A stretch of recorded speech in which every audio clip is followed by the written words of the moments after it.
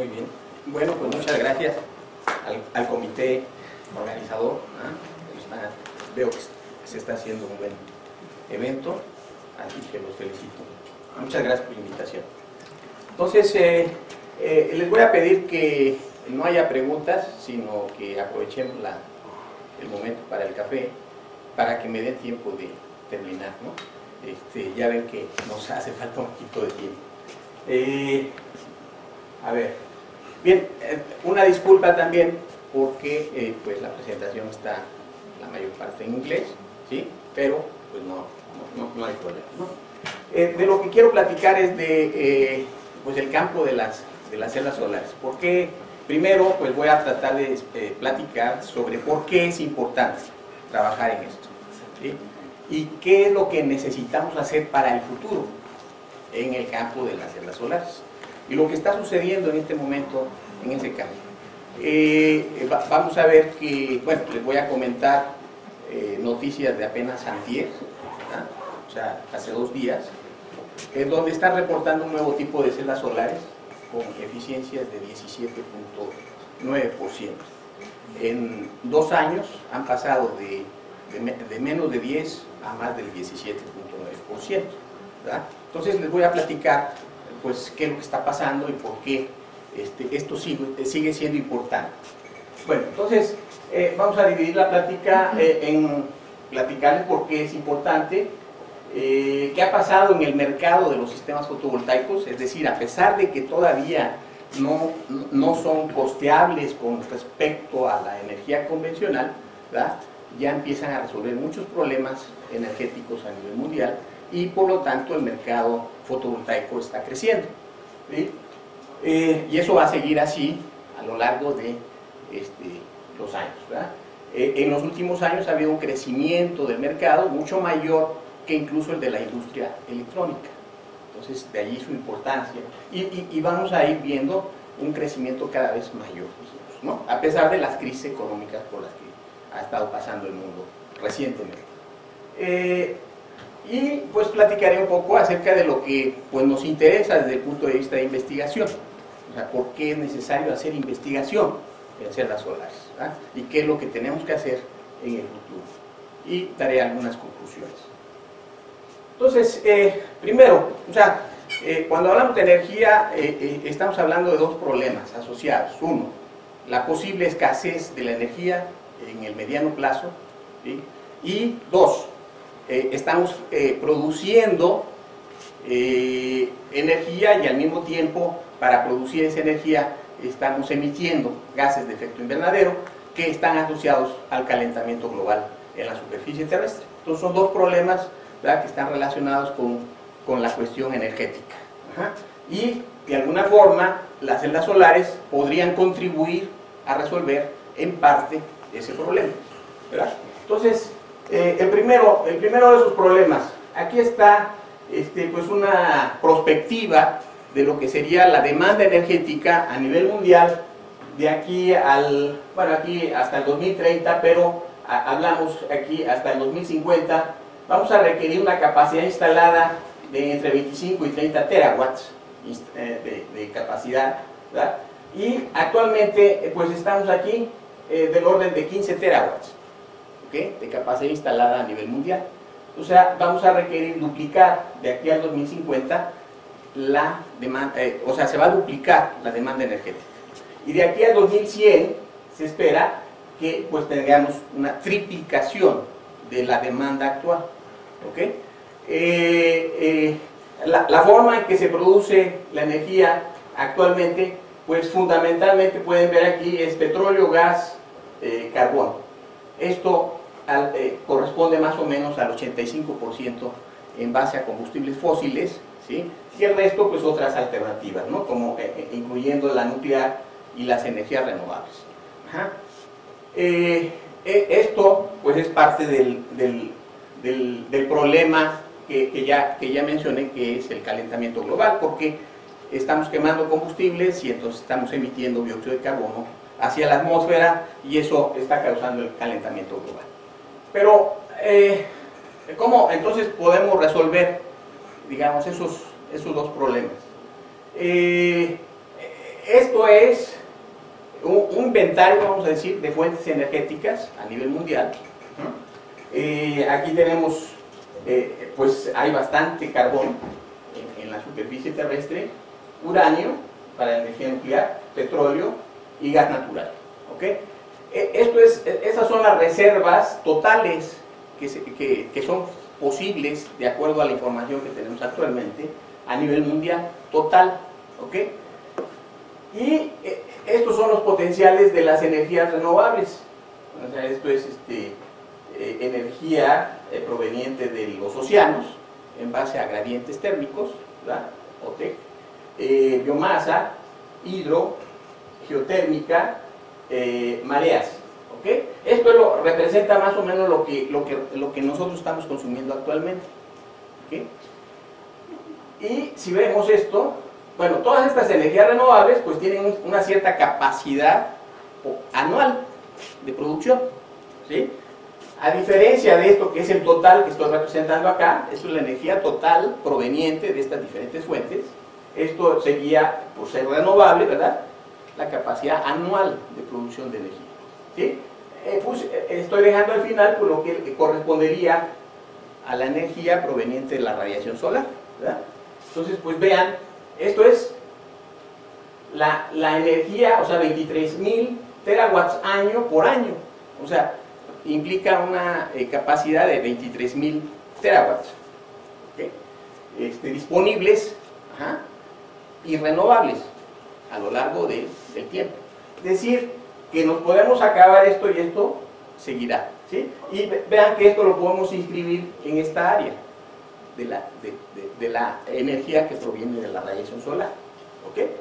Entonces, pues si vemos, tenemos bastante energía proveniente del sol. Nada más tenemos que aprovechar, ¿verdad?, esa energía. Y el problema de la escasez, que pues estaría asociada con que en algún momento esto, que es la energía total proveniente de estas fuentes, se va a extinguir, ¿verdad?, pues ya no nos preocuparía porque seguiríamos teniendo la energía solar. ¿Okay? Entonces de allí, pues la energía solar es importante. Podemos aprovechar la energía solar de diferentes maneras, o sea, calentando algo y luego eso a su vez, o sea, producir un vapor y luego eso mover turbinas, ¿verdad?, y tener una planta del tipo convencional, ¿verdad? O podemos utilizar las celdas solares, ¿verdad? Aquí está el otro problema que yo mencionaba, ¿verdad?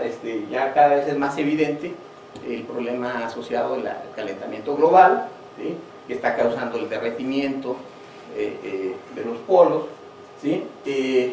Y entonces pues tenemos que resolver ese problema. Entonces, una de las posibles formas para resolver esos dos problemas pues es a través de celdas solares.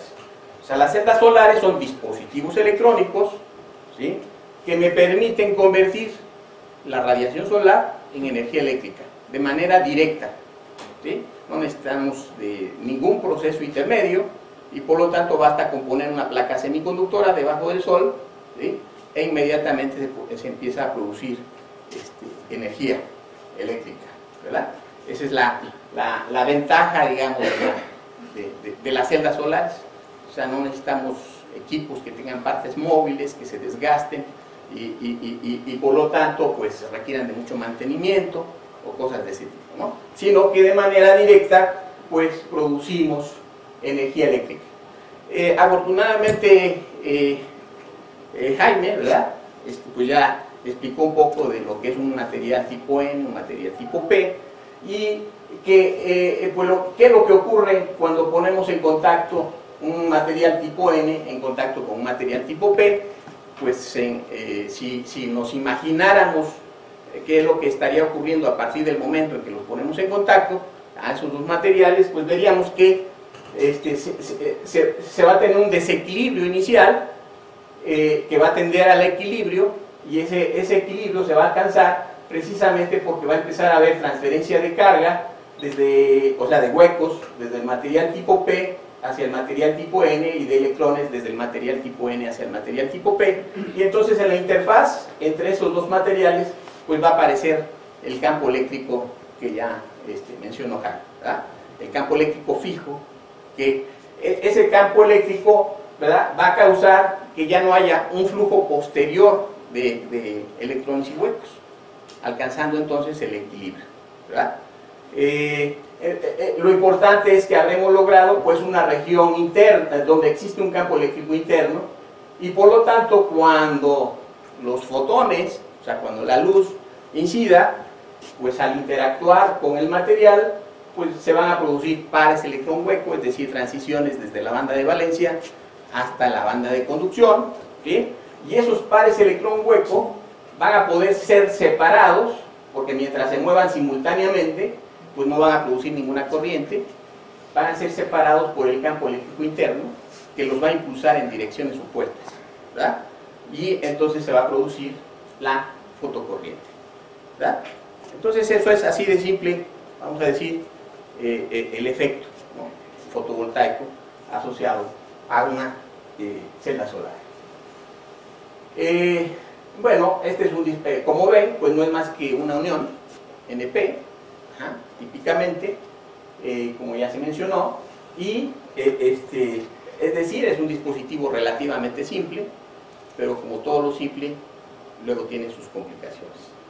Y se requiere hacer ciencia para aumentar, ¿verdad?, la eficiencia con la que nosotros podríamos estar convirtiendo la radiación solar en energía eléctrica, y utilizar procesos que sean más económicos para hacer celdas solares altamente eficientes, ¿verdad?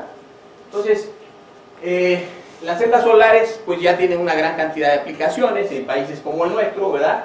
Aquí desde hace más de 30 años se fabricaron módulos aquí en el CIMESTAR, se hicieron instalaciones en diversas partes del país, de este tipo, ¿verdad?, de este tipo, en clínicas rurales, telesecundarias, etc. ¿Okay? Como los hechos en el CIMESTAR, en algún momento, ¿no? ¿Okay? Para escuelas, clínicas, etc. Ahora, esas son todas las posibles aplicaciones. En ciudades europeas, pues cada vez es más frecuente ver, ¿verdad?, este tipo de cosas, o sea, casas con sus módulos fotovoltaicos en los techos, que producen energía eléctrica y que incluso están interconectados a la red, de tal manera que si el usuario produce un exceso de energía con respecto a lo que está consumiendo, ese exceso lo puede inyectar a la red y la compañía de energía le paga por esa energía al usuario, ¿okay? Y le paga en términos beneficiosos, de tal manera que esto lo han visto como una posible inversión, ¿sí? Y por lo tanto en Europa pues ha habido un gran desarrollo de la energía solar fotovoltaica, en particular en Alemania, en donde por ley, ¿verdad?, se obliga a las compañías de energía a comprar la energía que se pueda ser producida por los usuarios a costos que sean realmente competitivos, que hacen muy interesante invertir en este tipo de cosas, ¿verdad? Entonces, bueno, en México ya tenemos algunas instalaciones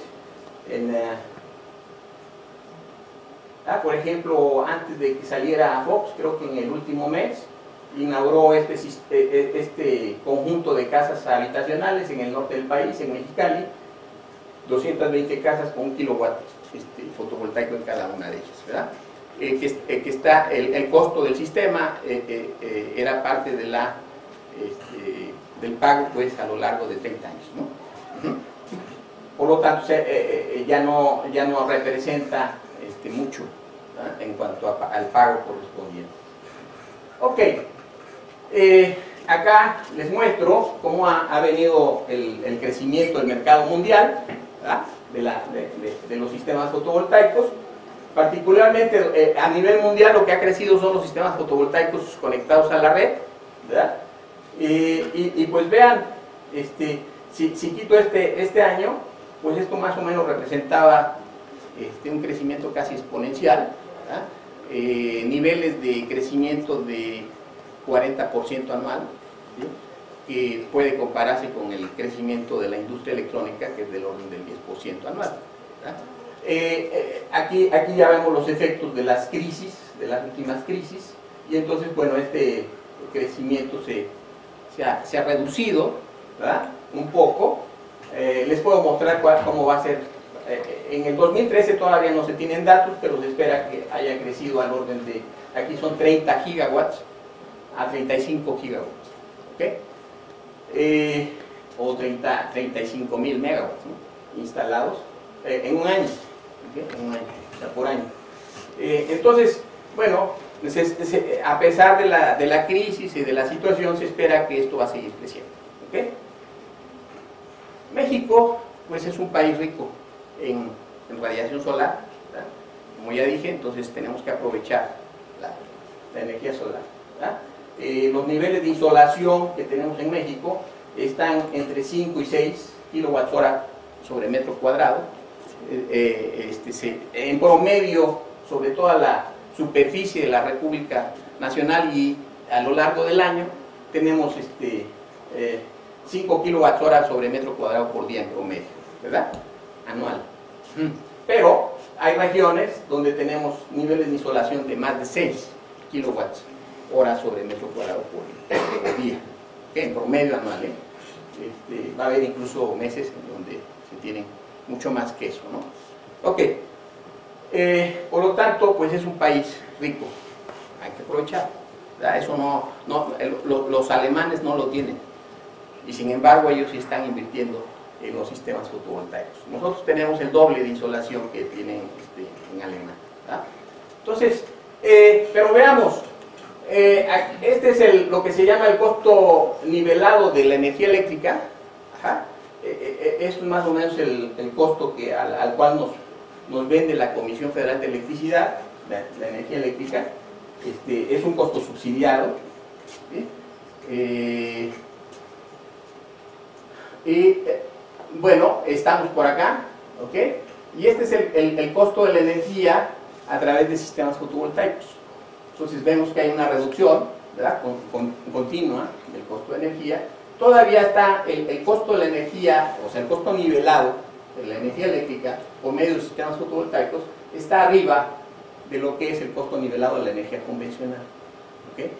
Bueno, si esto continúa, ¿verdad?, en algún momento estos costos ya serán competitivos, ¿sí? Se puede incluso, pues, calcular, por supuesto pueden haber muchas cosas, que la reforma energética y que esto va a cambiar las cosas y que va a bajar los precios de la energía convencional, y etcétera, ¿no? Entonces pueden pasar todavía muchas cosas, pero pues podríamos hacer una estimación de cuánto tiempo tardaría para que ya tengamos costos competitivos en cuanto a energía fotovoltaica y energía convencional, ¿verdad? Bueno, esto implica precisamente que no hemos alcanzado pues los niveles de costo que requeriríamos para que ya pudiéramos tener aplicaciones masivas de la energía fotovoltaica, ¿verdad? Y eso implica que tenemos que seguir haciendo investigación, precisamente. Aquí lo que les muestro, muy rápido, hay mucho que explicar en esta grafiquita, ¿verdad? Pero lo que quiero mostrar es que para que alcancemos los niveles de costo de la energía convencional, necesitamos que el costo por watt pico de módulos fotovoltaicos sea alrededor de 20 centavos por watt pico. Con la tecnología más elemental de celdas solares, estamos entre 3 y 1. Ahorita les voy a, no sé si traje, pero les voy a mostrar que ahorita está en $1 por watt pico, ¿sí? La tecnología de capa delgada, que es la tecnología que pretende reemplazar a la tecnología del silicio convencional, ¿verdad?, que es lo que llamamos la segunda generación, pues en principio nos permitiría alcanzar costos del orden de 50 centavos de dólar por watt pico, ¿ok? Lo cual, de acuerdo a esto, no es suficiente para hacerlo competitivo totalmente, ¿sí? Y necesitaríamos ir a una tercera generación, ¿sí?, de celdas solares, en donde vemos que para que se alcance, ¿verdad?, estos costos, se requiere de costo bajo, ¿sí? O sea, bajo costo en los materiales que nos permitan hacer las celdas solares, y alta eficiencia, ¿sí? O sea, necesitamos alta eficiencia y bajo costo, ¿ok? Eso es lo que necesitamos. Entonces, en la segunda generación, lo que se ha hecho, ¿verdad?, es reducir fundamentalmente, si ven, el costo, ¿sí? Pero la eficiencia sigue siendo baja, ¿ok? O es baja. Ajá. Entonces se ha reducido fuertemente el costo, o se espera, porque incluso esto es todavía una promesa, ¿verdad? Se espera que se va a reducir el costo fuertemente con respecto a la tecnología convencional, ¿sí? Y pues con eficiencias del orden de, ya a nivel de módulo, de 15%, ¿verdad? Entonces eso nos va a permitir precisamente los 50 centavos de dólar por watt pico, ¿sí? Pero dijimos, esto no es suficiente, yo lo que necesito es estos costos y estas eficiencias. O sea, alta eficiencia, bajo costo. ¿Ok? Bueno, entonces, eso es lo que tenemos que hacer, los que estamos trabajando en esto. Entonces, en eso consiste el trabajo de investigación. Ajá. ¿Cómo lo vamos a hacer? Bien, aquí muestro, ¿verdad?, pues cómo ha evolucionado la eficiencia de pues, una gran cantidad de tecnologías que hay actualmente. Pero yo lo que quiero que vean son las nuevas tecnologías.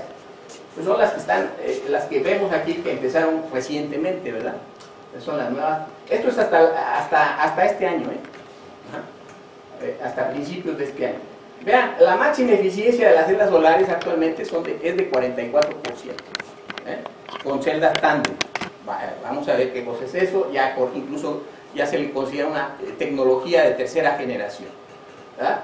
44% bajo concentración. Y vean las nuevas tecnologías aquí, ¿verdad? Estas son las celdas de punto cuántico, que apenas en el 2010 se iniciaron y ya están alcanzando eficiencias de, pues aquí, entre 9 y 10%, ¿verdad? Por ahí, 8, 10. Las celdas orgánicas o de plástico, ¿verdad?, como algunos lo quieren llamar o le dicen, pues ya están alcanzando eficiencias del orden del 11%. Pero vean esto. Estos dos puntitos que están acá, apenas en el 2010 se reportaron unas celdas solares de perovskitas, o sea, materiales totalmente fuera de lo que nosotros hemos trabajado, ¿sí? Perovskitas. En el 2012, e incluso el año pasado, 2013, ya se reportó 15%. ¿Sí? Estaba lleno allí el salón donde se presentaron, ¿no?, grandes cantidades, multitudes, ¿no?, para oír la plática del 15%. ¿Ok? Bueno, esto ya les voy a mostrar, alcanzó 17.9%. O sea, en 3 años, ¿sí?, han avanzado lo que, si ven, esta es la tecnología del teluro de cadmio, ¿sí?, durante casi 20 años, perdón, ¿sí es esta? Teluro de, a ver, no, ¿dónde está la del teluro de cadmio? ¿Es esta, verdad? No, la de abajo. La de las bolitas.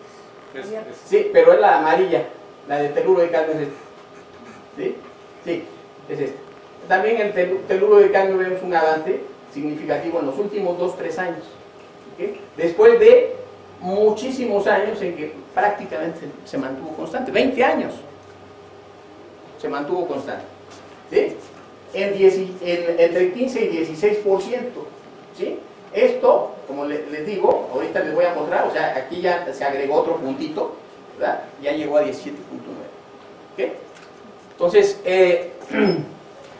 pues está habiendo cambios, ¿verdad?, fuertes. Bueno,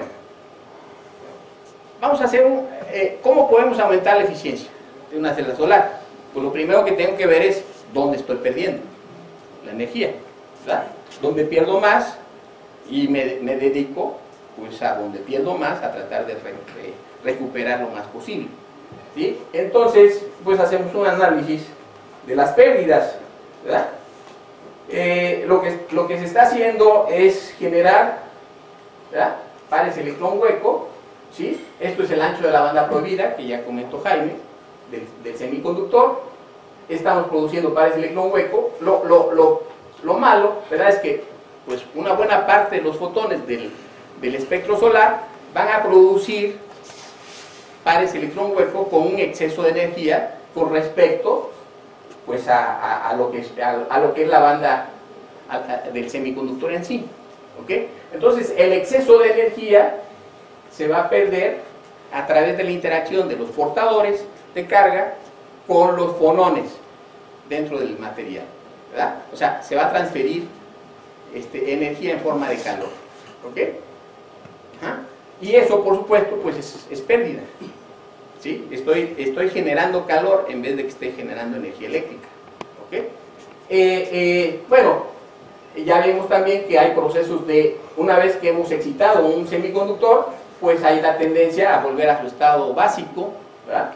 Y entonces tenemos recombinación de portadores, ¿sí?, dentro del semiconductor. Eso implica pues pérdida de los pares electrón hueco que hayan sido generados por los fotones, ¿sí? Y bueno, pues vamos a tener otros efectos. Por ejemplo, va a haber fotones que no tienen suficiente energía para ser absorbidos y pues van a pasar a través de todo el semiconductor. O sea, una parte del espectro solar va a tener fotones que no van a ser aprovechados, ¿sí? En la medida que el ancho de banda prohibida sea mayor, pues va a ser mayor la cantidad de fotones que yo pierda por ese hecho, ¿ok? Etcétera. Entonces yo puedo pues ver todas las posibles pérdidas, ¿verdad? Ajá. Dentro de un semiconductor e incluso encontrar cuál es el semiconductor óptimo. O sea, si yo tengo un cierto ancho de banda prohibida, pues voy a perder algunos fotones que no van a ser absorbidos. Es decir, si es muy grande el ancho de la banda prohibida, una mayor cantidad de fotones no van a ser aprovechados. Y si es muy pequeño, ¿verdad?, el exceso de energía aquí va a ser mucho mayor, ¿sí? Entonces tengo un compromiso y hay un valor óptimo, ¿ok?, de ancho de banda prohibida, alrededor de 1.4, 1.5 electronvolts, ¿ok? Pero aún allí voy a tener estas transiciones con un exceso de energía y una gran pérdida de energía. Entonces, vamos a ver cuál es dónde tengo la máxima pérdida. Y resulta que la máxima pérdida la tenemos en este tipo de transiciones, o sea, exceso de energía de los pares electrón hueco y transferencia de esa energía en forma de calor a los fonones del cristal, del material, ¿verdad? 50% de la energía se pierde allí, ¿ok? En la anterior, si yo tomo en cuenta todas las pérdidas, la máxima eficiencia posible en una celda solar, si tomo en cuenta todas las pérdidas, ¿sí?, es alrededor del 30%, ¿ok? Una sola unión, 30% es lo máximo, si los fenómenos son estos que estoy comentando, los fenómenos que limiten la eficiencia de la celda solar, ¿verdad?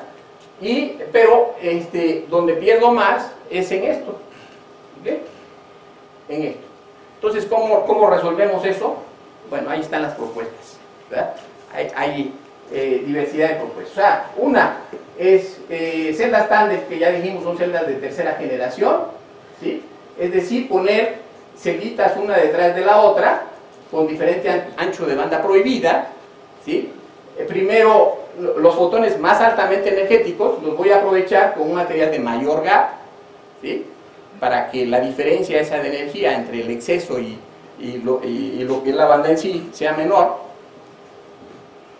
Después, ya los fotones que hayan sido aprovechados en ese material, pues va a haber fotones de menor energía que eso, van a pasar a la siguiente región y allí se encuentran con otro material con un menor gap, ¿ok?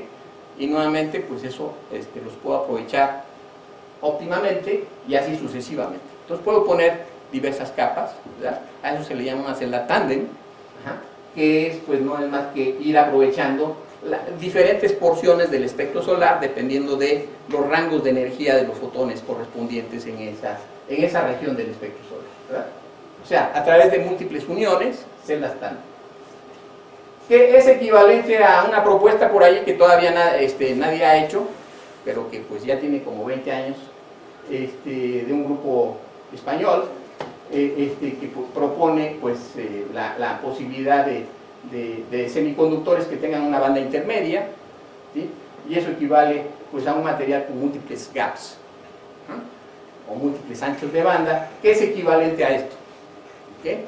Esto nadie lo ha podido realizar, ¿verdad? Así que y yo la verdad no le veo mucho potencial, pero hay otra posibilidad, ¿ya? Hay otra posibilidad y es la de producir, en vez de que se transfiera energía a los fonones de la red, que se transfiera a un segundo o un tercer par electrón hueco dentro del semiconductor. O sea, la producción de lo que se llama múltiples pares electrón hueco dentro del semiconductor. Por supuesto, para que se produzcan dos pares electrón hueco, necesito dos veces, que los fotones tengan dos veces el ancho de la banda prohibida, ¿verdad? Y si necesito que se generen, o se van a generar tres pares electrón hueco cuando la energía de los fotones sea más de 3 veces el ancho de la banda prohibida. ¿Sí? Bueno, vamos a ver que eso, bueno, ahí están las celdas multiunión, se puede hacer precisamente cuando nos vamos a las dimensiones de los materiales, dimensiones cuánticas de los materiales. Porque en ese caso se puede mostrar que la interacción electrón-fonón se ve inhibida y se ve facilitada la interacción que me permite la generación múltiple de pares electrón-hueco. ¿Okay? Esto también es más o menos reciente. Vamos a ver. Aquí está nanocristales de silicio, ¿sí? Y aquí está la demostración. O sea, esto es eficiencia cuántica, es decir, cuántos pares electrón-hueco se producen por cada fotón de una cierta energía. Ajá. 100% es lo, digamos, lo normal, ¿no? Un par por cada fotón, ¿no? Pero aquí estamos viendo que para energías mayores a dos veces el ancho de la banda prohibida, ¿sí? En materiales que son de dimensiones nanométricas, o sea, nanocristales de silicio, ¿sí? se obtiene eficiencias cuánticas que me dan casi 3 pares electrón hueco para energías arriba de 3 veces el ancho de la banda prohibida. ¿Ok? Por lo tanto, sería factible, ¿verdad?, producir 3 veces la fotocorriente que se podría producir con un semiconductor, digamos, convencional, ¿verdad? Entonces, esto es lo que viene, ¿okay? Eso es lo que hay que trabajar para ustedes. Hay otras posibles aplicaciones de los nano, ¿verdad? Nano alambres, por ejemplo, son celdas tipo Gratzel. Normalmente se usa óxido de titanio, nanoporoso. El problema con los nanoporos es que los electrones tienen que ir brincando entre poritos, ¿sí? En cambio aquí ya se produce un camino para los electrones, ¿verdad?, que son los nanotubos. Bueno, eso también ya se está trabajando. Las celdas solares de materiales orgánicos son muy simples, métodos químicos para fabricar, o sea, bajo costo, ¿sí?, pero no tan altas eficiencias, problemas de degradación, etc., ¿no? O sea, hay problemas tecnológicos que resolver. Otra forma de aumentar, ¿verdad?, la eficiencia de las celdas solares es a través de los nanoplasmones de superficie o plasmones de superficie.